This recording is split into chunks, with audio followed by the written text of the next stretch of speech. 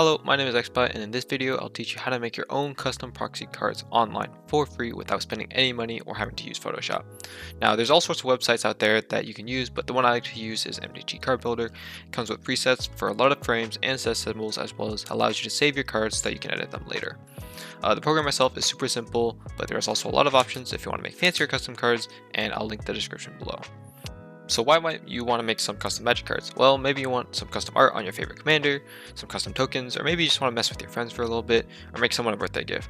Regardless, if you're going to make custom magic cards, just make sure your pod is aware and there's no surprise to the table when you play your custom magic cards. Now the first thing you want to do is create an account. It's completely free, they won't send you a bunch of spam emails, and it allows you to save your cards for later. You don't have to create an account to make cards, but I would highly recommend it because if you do, you can save your cards and then you can go back. If you made a mistake, which I've made plenty of mistakes, you can go back without having to start over. Now let's get into the editor. So when you first open up the editor, this is what the screen is going to look like.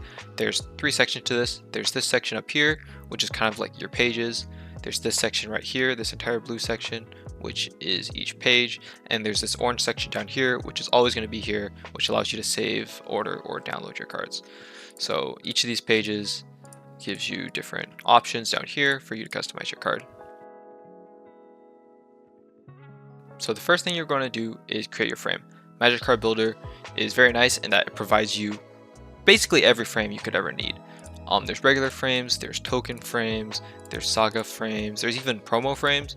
So if you want to make some cool borderless art or art with not a lot of text on it, on the left you can see the general categorization of each frame. There's showcase frame, universes beyond frames, and then on the right are the more specific ones. So if you want a borderless promo, you would go here. If you want a universes beyond borderless, then you could go here. And it gives you all these frames so that you don't have to upload them yourself. So once you find the frame you want, simply click on it and then click add frame to card.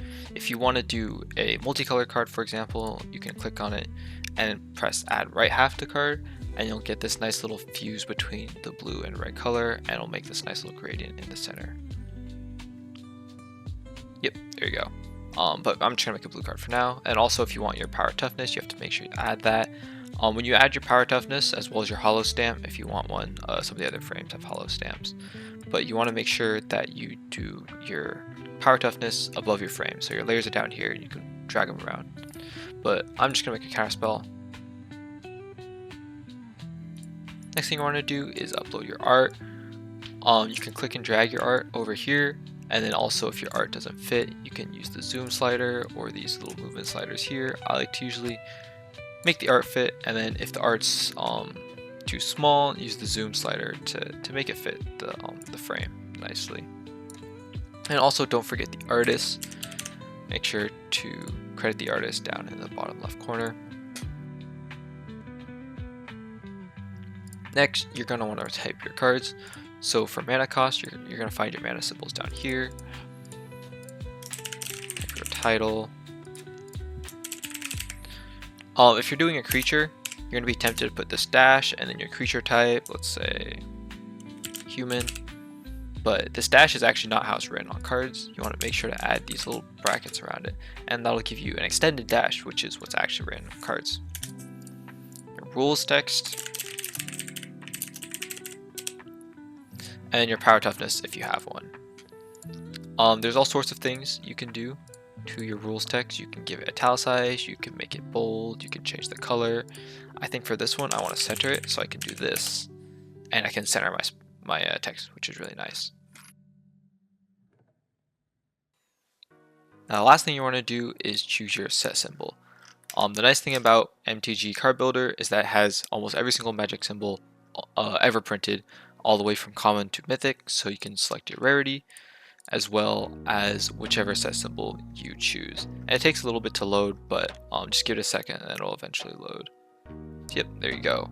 The nice thing about MTGCardBuilder is that also lets you upload custom set symbols if you like. So if I would like to upload a set symbol, I can choose whatever set symbol I would like. And that's it, you've made your first card. If you would like to save it, click this button over here on the left, and if you want to download it, press this button here on the right. If you save it, if you have an account, you will be able to access it later in the gallery view. And then if you download it, you can also save it to your computer. The only downside is that you won't be able to change anything if you realize you made a mistake later. And that's it.